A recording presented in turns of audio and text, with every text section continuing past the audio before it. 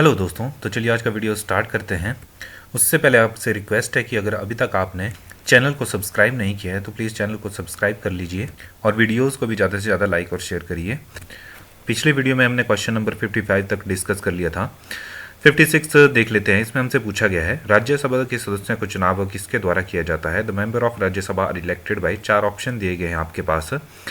तो the people, Lok Sabha elected member of legislative assembly, elected member of legislative council. तो option C जो इसके है, इसके लिए सही आंसर हो जाएगा कि राज्यसभा के सदस्यों का चुनाव जो है विधानसभा के निर्वाचित सदस्यों द्वारा किया जाता है। इसमें जो है लोग, आम जनता जो है प्रत्यक्ष रूप से वोट नहीं देती है। उनके द्वारा जो चुने हुए विधायक होते हैं विधानसभाओं में, राज्यों में, तो वो जो है राज्यसभा सदस्य के लिए वोटिंग करते हैं और ये गुप्त मतदान के रूप में होती है। और इसमें जिस पार्टी के विधायकों की संख्या अधिक होती है उस पार्टी के राज्यसभा उम्मीदवार की जो जीत है वो लगभग तय मानी जाती है। ऐसा नहीं होता है कि हमेशा जीतते ही हैं, कई बार क्रॉस वोटिंग भी हो जाती है। लेकिन जिसके पास ज़्यादा विधानसभा सदस्य होंगे जिस राज्य में, तो उस राज्य में फिर वहाँ के राज्यसभा सांसद बनना जो है वो एक तरफ से श्योर ही होता है, क्योंकि अगर उसके विधायक जो हैं उस पार्टी के अपने सदस्य के लिए वोट देंगे तो वो जीत जाएगा। शायद एक वीडियो में हमने पहले भी ये चीज़ डिस्कस की थी। और जो लोकसभा सांसद होते हैं वो राज्यसभा के लिए वोटिंग नहीं करते हैं। सिर्फ जो आपके लेजिस्लेटिव असेंबली के विधानसभा के निर्वाचित सदस्य होते हैं, सिर्फ उन्हीं की वोटिंग की जाती है। विधान परिषद के सदस्य जो भी हैं होते हैं उनके द्वारा भी वोटिंग में भाग नहीं लिया जाता है राज्यसभा सदस्यों के लिए। तो चलिए नेक्स्ट क्वेश्चन देख लेते हैं। इसमें पूछा गया है, संसद किस विषयों पर विधायी शक्तियों का प्रयोग करती है। The parliamentary enjoy legislative powers over subject in. तो 60 के लिए ऑप्शन सी जो है राइट आंसर हो जाएगा। Both the union and concurrent list, यानी संघ और समवर्ती सूची दोनों में जो है संसद विधायी शक्तियों का प्रयोग करती है। 3 तरह की सूचियां होती हैं, यूनियन लिस्ट होती है, स्टेट लिस्ट होती है और कॉन्करेंट लिस्ट होती है। जो यूनियन लिस्ट होती है और संघ सरकार का जो दायरा है उसके अंदर जो क्षेत्र आते हैं उन पे संघ सूची चलती है, मतलब वो संघ सूची के अंडर आते हैं जो भी विषय होते हैं। उसके बाद आती है राज्य सूची, जिसमें राज्य जो है कानून बना सकती है अपने अपने राज्य में। और बात करें कंकरेंट लिस्ट की तो समवर्ती सूची, जिसमें संघ और राज्य जो है दोनों जो है कानून बना सकते हैं। तो जो आपकी संसद है उसकी विधायी शक्तियों में संघ, एक तो जो उसकी खुद की सूची है, और दूसरी जो समवर्ती सूची जिसमें राज्य और संघ जो है दोनों कानून बना सकते हैं, ये इसके अंडर आती है। तो ऑप्शन सी राइट आंसर हो जाएगा 60 के लिए। तो 61 में आपसे पूछा गया है जो कि राज्य मंत्री परिषद, या जिसको हम बोल सकते हैं कि स्टेट काउंसिल मिनिस्टर्स जो होते हैं, उनकी शपथ कौन दिलवाता है। ऑप्शन ए राज्यपाल इसके लिए सही आंसर हो जाएगा। जो राज्य की विधानसभा या विधान परिषद का प्रत्येक सदस्य अपना स्थान ग्रहण करने से पहले राज्यपाल या उसके द्वारा इस निमित्त नियुक्त व्यक्ति के समक्ष, या राज्यपाल या फिर राज्यपाल ने नियुक्त किया हो, जनरली राज्यपाल ही होता है। तो 61 का ये राइट आंसर होगा। और जो तीसरी अनुसूची में इस प्रयोजन के लिए, मतलब शपथ के लिए जो प्रारूप दिया जाएगा, उस प्रारूप के अंतर्गत ये शपथ लेगा। और अनुच्छेद 192 में 192 में आर्टिकल में इसका उल्लेख मिलता है। अगला क्वेश्चन हमसे पूछा गया है, जम्मू और कश्मीर को अनुच्छेद डैश डैश के अंतर्गत विशेष राज्य का दर्जा दिया गया है। तो ये दिया गया था, तो आप जानते होंगे, आपने न्यूज़ में भी पढ़ा होगा कि अनुच्छेद 370 के तहत जो है विशेष राज्य का दर्जा था जम्मू कश्मीर को, जो कि 5 अगस्त 2019 को भारत सरकार ने जम्मू कश्मीर को भारतीय संविधान के अनुच्छेद 370 के तहत दी गई विशेष स्थिति या विशेष दर्जे को जो है रद्द कर दिया है। भारत के राष्ट्रपति ने अनुच्छेद 370 की शक्ति के तहत एक आदेश जारी किया था 1954 में, तो उसको ओवरराइड कर दिया है जो 5 अगस्त 2019 को जो फैसला लिया गया है। और 5 अगस्त 2019 को भारत के संसद के ऊपरी सदन, जिसको हम राज्यसभा कहते हैं, राज्यसभा द्वारा बहस की गई और इसको पारित कर दिया गया कि इसका विशेष राज्य का दर्जा जो है वो रद्द कर दिया जाएगा और राज्य पुनर्गठन का विधेयक जो है पास किया गया। 62 का ए राइट आंसर था। नेक्स्ट देखते हैं, भारत की नागरिकता अर्जित करने के डैश डैश तरीके हैं। तो कितने तरीकों से जो है भारत की नागरिकता ली जा सकती है। तो 5 तरीकों से भारत की नागरिकता ली जा सकती है। ऑप्शन डी जो है 63 के लिए राइट आंसर हो जाएगा। इसमें आपको जन्म से जो है एक प्रकार से जन्म से, उसके अलावा पंजीकरण से, वंश से, देशीयकरण से और क्षेत्र का समावेश इसमें शामिल है। तो इस 5 प्रकार से आप भारत की नागरिकता प्राप्त कर सकते हैं। आर्टिकल 5 से लेकर 11 तक इसका उल्लेख मिलता है और 5 तरीकों से आप नागरिकता ले सकते हैं। चलिए नेक्स्ट देखते हैं। भारत के राष्ट्रपति को अभियोगित किया जा सकता है तो कैसे? संसद के सभी सदस्य, जिसमें निर्वाचित और मनोनीत सभी आ जाते हैं, महाभियोग प्रक्रिया में भाग ले सकते हैं। राष्ट्रपति के खिलाफ आरोपों वाले नोटिस पर सदन के कम से कम 1/4 सदस्यों द्वारा हस्ताक्षर किए जाने चाहिए। इसके बाद भारत के राष्ट्रपति को नोटिस भेजा जाता है और 14 दिनों के भीतर जो है महाभियोग की जो प्रक्रिया वो शुरू की जा सकती है। तो देखते हैं ऑप्शन बी जो है, माफ़ कीजिए, ऑप्शन ए जो है, इसके लिए महाभियोग चलाया जा सकता है, यानी संविधान के उल्लंघन के लिए 64 का ए राइट ऑप्शन होगा। इसके अलावा राजद्रोह के लिए, रिश्वतखोरी या अन्य अपराधों और दुष्कर्मों के चलते जो है राष्ट्रपति पर महाभियोग चलाया जा सकता है और उसके लिए हमने पढ़ा कि किसी भी सदन के 1/4 सदस्य जो है हस्ताक्षर करेंगे जो भी राष्ट्रपति के खिलाफ शिकायत होगी उस पर। तो ऑप्शन ए जो है राइट आंसर है। प्रधानमंत्री की सलाह नहीं लेने के लिए या संसद के नादर के लिए तो यहाँ पर नहीं दिया गया है, मैंडेटरी भी नहीं है, लेकिन अगर संविधान का उल्लंघन करे, जो संविधान में शर्तें लिखी गई हैं राष्ट्रपति पद के लिए, तब फिर चलाया जा सकता है। The name of the union given in the constitution, तो संविधान में संघ को नाम दिया गया है भारत या इंडिया दोनों, इंडिया यानी भारत या भारत यानी इंडिया। तो ऑप्शन सी 65 के लिए 65 का सी राइट ऑप्शन हो जाएगा। संविधान जब शुरू होता है तो पहली लाइन ही आती है भारत अर्थात इंडिया राज्यों का संघ होगा। तो इंडिया और भारत दोनों नाम है। 66 देख लेते हैं। तो लोकसभा के प्रथम स्पीकर 66 में पूछा गया है। ऑप्शन सी जीवी मावलंकर इसके लिए राइट आंसर होगा। गणेश वासुदेव मावलंकर जो थे प्रथम लोकसभा स्पीकर थे और ये इन्होंने जो पोस्ट है, पद है, 15 मई 1952 से लेके 27 फरवरी 1956 तक जो है ये लोकसभा स्पीकर रहे थे और इनको जो है दादा साहेब नाम से भी जाना जाता था। तो पॉपुलर रहे हैं दादा साहेब नाम से। चलिए नेक्स्ट देखते हैं। तो पहला घंटा जो है प्रत्येक बैठक का जो है वो प्रश्नकाल कहलाता है। आप देख सकते हैं प्रश्नकाल लोकसभा में तो 11 से लेकर 12 बजे तक जो होता है वो प्रश्नकाल होता है। पहला जो घंटा होता है, चाहे लोकसभा में हो, राज्यसभा में हो या फिर आपके जो विधानसभाओं में अगर हो, तो पहला घंटा प्रश्नकाल है। और बात करें प्रश्नकाल के बाद, तो प्रश्नकाल के तुरंत बाद का जो घंटा होता है वो शून्यकाल होता है, जो कि 12 बजे से लेकर 1 बजे तक होता है। क्योंकि ये 12 बजे शुरू होता है पूरे, तो इसलिए इसको शून्यकाल भी कहा जाता है। तो 67 का ए राइट ऑप्शन था। 68 देख लेते हैं। किस वर्ष भारत ने नई आर्थिक नीति लागू की? ऑप्शन सी जो 1991 इसके लिए राइट ऑप्शन हो जाएगा। जून में एक्चुअल में ये अप्लाई हुई थी, तो जून से, यहाँ पर जुलाई लिखा है तो जून जुलाई कोई भी मंथ हो सकता है, मतलब 1991 ही था। जून 1991 में नरसिम्हा राव सरकार ने भारत की नई अर्थव्यवस्था को नई दिशा प्रदान की। यह दिशा उदारीकरण, निजीकरण और वैश्वीकरण के रूप में पूरे देश में आर्थिक सुधारों के लिए लागू की गई थी। इस नई औद्योगिक नीति के तहत सरकार ने कई ऐसे क्षेत्रों में निजी कंपनियों को प्रवेश की अनुमति दी जो पहले केवल सरकारी क्षेत्रों के लिए आरक्षित थी। तो 1991 याद रखेंगे आप। और उस समय जो था पीवी नरसिम्हा राव जी की सरकार थी। तो जून 1991 या जुलाई 1991 याद रखेंगे। 60 का सी राइट ऑप्शन था। 69 का जो आंसर है वो मेरे हिसाब से तो सही नहीं है। अगर आपने ये चीज़ पढ़ी है तो आप कमेंट में बताइए कि 69 का सही आंसर क्या होगा। किसी चीज़ को डिफरेंट प्राइस पर डिफरेंट मार्केट में बेचना और जहाँ पर वस्तु की मांग जो है, डिमांड जो है रिलेटिवली इलास्टिक होती है, वहाँ पर उसको कम प्राइस में बेचना क्या कहलाता है? तो डिफ्लेशन तो नहीं हो सकता। आंसर की में ये है। अगर आप इसके बारे में कुछ जानते हैं तो प्लीज़ कमेंट करिए ताकि आगे जो वीडियो देखें उनके लिए हेल्प हो जाए। अगला क्वेश्चन पूछा गया है कि दलाल स्ट्रीट कहाँ पर है? तो आप सभी जानते होंगे मुंबई, डाउनटाउन मुंबई इंडिया में ये स्थित है और that is home to the Bombay stock exchange and other financial institution. तो बॉम्बे स्टॉक एक्सचेंज का घर है ये, यहाँ पर बॉम्बे स्टॉक एक्सचेंज स्थित है। और ये बिल्कुल यूनाइटेड स्टेट की वॉल स्ट्रीट की तरह है।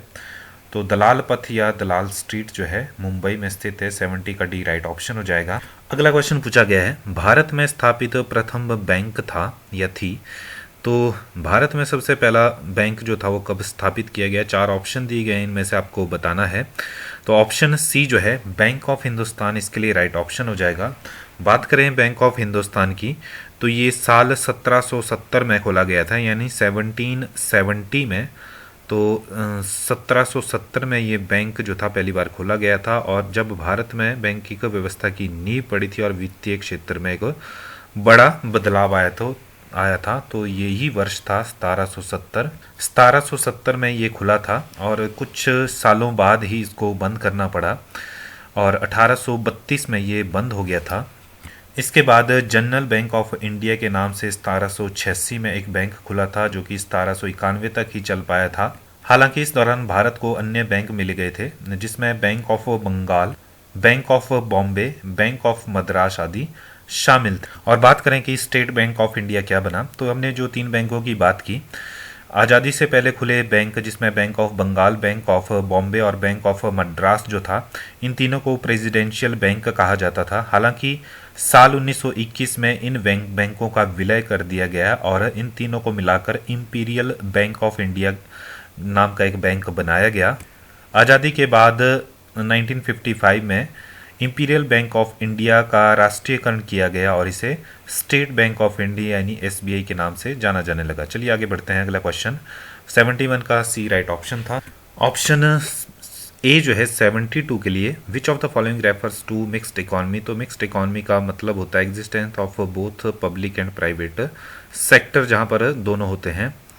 तो ऑप्शन ए राइट आंसर होगा 72 का। बाकी ऑप्शन देखें, ओवर डिपेंडेंस ऑन एग्रीकल्चर तो ये नहीं हो सकता, existence of only public sector तो ये भी नहीं हो सकता, no difference between economy and status of have and have not. तो ऑप्शन ए जो है सही आंसर होगा 72 का। इस क्वेश्चन में पूछा गया है 73 में कि डायरेक्ट टैक्स नहीं है जो, तो बात करें तो जो होगा जो इनडायरेक्ट टैक्स होगा, तो इनडायरेक्ट टैक्स में आपकी कस्टम ड्यूटी आती है, जीएसटी आता है, एक्साइज ड्यूटी है आती है, वैट आता है और सेल टैक्स। तो इस सेल टैक्स में सेल टैक्स ये जो हमने नाम लिए ये इनडायरेक्ट टैक्स हैं। तो ऑप्शन देख सकते हैं सेल टैक्स, वैट या फिर जीएसटी जो है वो एक तरह का इनडायरेक्ट टैक्स है। अगर डायरेक्ट टैक्स की बात करें तो सबसे पहला डायरेक्ट टैक्स जो होगा आपका वो तो आपका इनकम टैक्स आ जाएगा। इनकम टैक्स डायरेक्ट टैक्स है, डायरेक्ट आपसे वसूला जाता है। इसके अलावा capital gain tax, corporate tax, service tax, wealth tax ये जो है, एंटरटेनमेंट टैक्स, प्रॉपर्टी टैक्स ये आपके डायरेक्ट टैक्स हैं। यहाँ पर क्वेश्चन पूछा गया है 74 की ब्लैक रेवोल्यूशन जो था वो किससे रिलेटेड था। तो चलिए देख लेते हैं एक टेबल जिसमें अलग अलग तरह की आपकी रेवोल्यूशन थी, उनके जनक कौन थे और कब से कब तक ये चली। यहाँ देख लेते हैं। ग्रीन रेवोल्यूशन जो थी एग्रीकल्चर से संबंधित थी और एमएस स्वामीनाथन जो थे इसके फादर कहे जाते थे। 1966-67 में ये रेवोल्यूशन स्टार्ट हुई थी। नेक्स्ट देखते हैं, भारत में ग्रीन रेवोल्यूशन का श्रेय जो है हरित क्रांति का वो किसको दिया जाता है, ये क्वेश्चन बहुत बार पूछा जाता है। एमएस स्वामीनाथन जी का नाम आप याद रखेंगे। चलिए नेक्स्ट देखते हैं वाइट रेवोल्यूशन। तो वाइट रेवोल्यूशन जो थी आपकी वो मिल्क और डेयरी प्रोडक्ट से रिलेटेड थी। इसको हम ऑपरेशन फ्लड के नाम से भी जानते हैं वाइट रेवोल्यूशन को। डॉक्टर वर्गीज कुरियन इसके फादर थे। 1970 से 1996 तक ये चली थी। नेक्स्ट देख लेते हैं ब्लू रेवोल्यूशन जो है आपकी फिश और एक्वा से रिलेटेड है। डॉक्टर अरुण कृष्णन और डॉक्टर हरिलाल चौधरी इसके जनक माने जाते हैं। 1973 से 2002 तक ब्लू रेवोल्यूशन इरा था। गोल्डन रेवोल्यूशन की बात करें, इसमें फ्रूट, हनी और हॉर्टिकल्चर से ये रिलेटेड थी गोल्डन रेवोल्यूशन। और निरपाख तुतज जो थे जनक माने जाते हैं इसके 1991 से 2003 तक ये चली थी। सिल्वर रेवोल्यूशन की बात करें तो ये एग से रिलेटेड थी। इंदिरा गांधी जी के समय ये चली थी और 2000 ये इंदिरा गांधी प्रधानमंत्री इंदिरा गांधी नहीं है। सिल्वर रेवोल्यूशन को हम रजत क्रांति के नाम से भी जानते हैं। तो अंडों से और इसके अलावा यहाँ पर नहीं लिखा है, पोल्ट्री का जो पोल्ट्री फार्म्स थे उनसे रिलेटेड थी। और एग और पोल्ट्री आप इसमें जोड़ लेंगे वर्ड। सिल्वर रेवोल्यूशन यानी रजत क्रांति। नेक्स्ट देख लेते हैं येलो रेवोल्यूशन। येलो रेवोल्यूशन जो ऑयल सीड्स हैं यानी जिन बीजों से तेल निकलता है उससे रिलेटेड है। जनक देख सकते हैं सैम पिट्रोडा, और टाइम देख सकते हैं इसका। पिंक रेवोल्यूशन की बात करें तो फार्मास्यूटिकल और प्रॉन्स और अनियन यानी प्याज से रिलेटेड थी। फार्मास्यूटिकल, प्रॉन्स और अनियन। दुर्गेश पटेल जनक माने जाते हैं, 1970s का ईरा रहा है। ब्राउन रेवोल्यूशन लेदर और कोको से रिलेटेड थी। हरिलाल चौधरी इसके जनक माने जाते हैं। रेड रेवोल्यूशन मीट और टोमेटो से रिलेटेड थी। विशाल तिवारी, 1980 इसका टाइम था, ईरा था time. Golden fibre revolution jute से संबंधित थी। नीचे बात करें एवरग्रीन रेवोल्यूशन की, ओवरऑल प्रोडक्शन ऑफ एग्रीकल्चर से ओवरऑल एवरग्रीन रेवोल्यूशन जो है रिलेटेड है। MS स्वामीनाथन, वही उनका रिलेटेड है इनसे, जो एग्रीकल्चर से रिलेटेड थे। और ब्लैक रेवोल्यूशन जो है वो पेट्रोलियम से रिलेटेड है, यही क्वेश्चन में आपसे पूछा गया है। सिल्वर फाइबर रेवोल्यूशन कॉटन से रिलेटेड है। और राउंड रेवोल्यूशन जो है आपकी पोटैटो से रिलेटेड है, ये क्वेश्चन पूछा जा चुका है। पोटैटो से रिलेटेड कौन सी क्रांति थी, तो राउंड रेवोल्यूशन या गोल क्रांति। नेक्स्ट है प्रोटीन रेवोल्यूशन, एग्रीकल्चर से रिलेटेड हायर प्रोडक्शन से। और ग्रे रेवोल्यूशन भी पूछा जाता है, ये क्वेश्चन भी आ चुका था। तो ग्रे रेवोल्यूशन जो थी आपकी फर्टिलाइजर से ये रिलेटेड थी। 74 का बी जो है राइट ऑप्शन था, पेट्रो प्रोडक्ट्स, माफ कीजिए प्रोडक्शन। 75 देख लेते हैं, इसमें हमसे पूछा गया है reduction in the value of fixed asset due to wear and tear is called, तो क्या कहलाता है? ऑप्शन सी डेप्रीशिएशन या मूल्य ह्रास इसके लिए राइट ऑप्शन हो जाएगा। 75 का सी राइट ऑप्शन है। 76 देख लेते हैं। ओलंपिक ध्वज की पृष्ठभूमि या बैकग्राउंड जो है ओलंपिक फ्लैग का वो किस रंग का है, तो ऑप्शन बी सफ़ेद इसके लिए राइट आंसर हो जाएगा। ओलंपिक का फ्लैग आप ये देख सकते हैं, जितना भी ये फ्लैग है ओलंपिक से रिलेटेड है। बैक में आपका वाइट है और 5 रिंग बने हैं, ब्लू, येलो, ग्रीन, ब्लैक और पिंक या रेड भी बोल सकते हैं आप इसको। चलिए नेक्स्ट देखते हैं। तो पिंक नहीं, रेड है ये। और इसमें ब्लू जो है वो यूरोपियन कॉन्टिनेंट को कोरस्पॉन्ड करता है, दर्शाता है। येलो जो है एशिया को दर्शाता है, हम एशिया में हमको। ब्लैक अफ्रीका को दर्शाता है, ग्रीन ऑस्ट्रेलिया को। और रेड जो है अमेरिका को दर्शाता है। तो 5 रिंग जो हैं जिनका कलर है वो किस किस को दर्शाते हैं। बैकग्राउंड वाइट है, ऑप्शन बी 76 का बी राइट ऑप्शन था। 77 देख लेते हैं। अगला क्वेश्चन पूछा गया है कि यूएसए की नेशनल गेम क्या है, तो ऑप्शन डी बेसबॉल। बेसबॉल जो है यूनाइटेड स्टेट ऑफ अमेरिका की जो है नेशनल गेम है। 77 का डी राइट ऑप्शन है। Shiv Kapoor is associated with, तो शिव कपूर किस खिलाड़ी हैं, किसके? गोल्फ के, प्रोफेशनल गोल्फर हैं ये। ऑप्शन सी राइट आंसर हो जाएगा 78 का। और 2002 में इनको अर्जुन अवार्ड भी मिला है, आप देख सकते हैं, गूगल करके भी इनके बारे में पढ़ सकते हैं। नेक्स्ट है 79, इसमें लिखा है थॉमस कप पुरुष किससे संबंधित है, यानी थॉमस कप जो है मेंस का वो किससे संबंधित है, तो बैडमिंटन। 79 का डी ऑप्शन हो जाएगा, राइट ऑप्शन हो जाएगा। बैडमिंटन से रिलेटेड है आपका थॉमस कप। थॉमस कप के अलावा बैडमिंटन से जो रिलेटेड ट्रॉफियां और कप हैं, तो थॉमस कप आ गया। इसके अलावा नारंग कप जो है, नारंग कप भी बैडमिंटन से रिलेटेड है। उबेर कप भी आपका बैडमिंटन से रिलेटेड है। इसके अलावा सुधीरमन कप भी आपका बैडमिंटन से रिलेटेड है। इसके अलावा चड्ढा कप भी आपका बैडमिंटन से रिलेटेड है। अमृत दीवान कप बैडमिंटन से ही रिलेटेड है।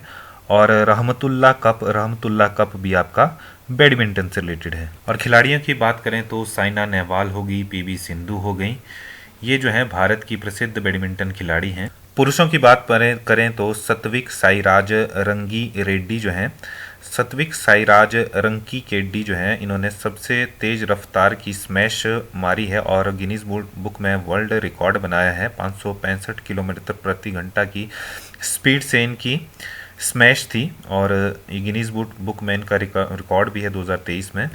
नेक्स्ट क्वेश्चन है जो कि इस वीडियो का लास्ट क्वेश्चन भी है। ओलंपिक में व्यक्तिगत पदक जीतने वाला प्रथम भारतीय कौन था? 4 ऑप्शन दिए गए, इनमें से प्रथम भारतीय था KD जादव। तो KD जादव ने जो था 1990 में भारत के लिए प्रतिस्पर्धा करते हुए 2 रजत पदक जीते थे।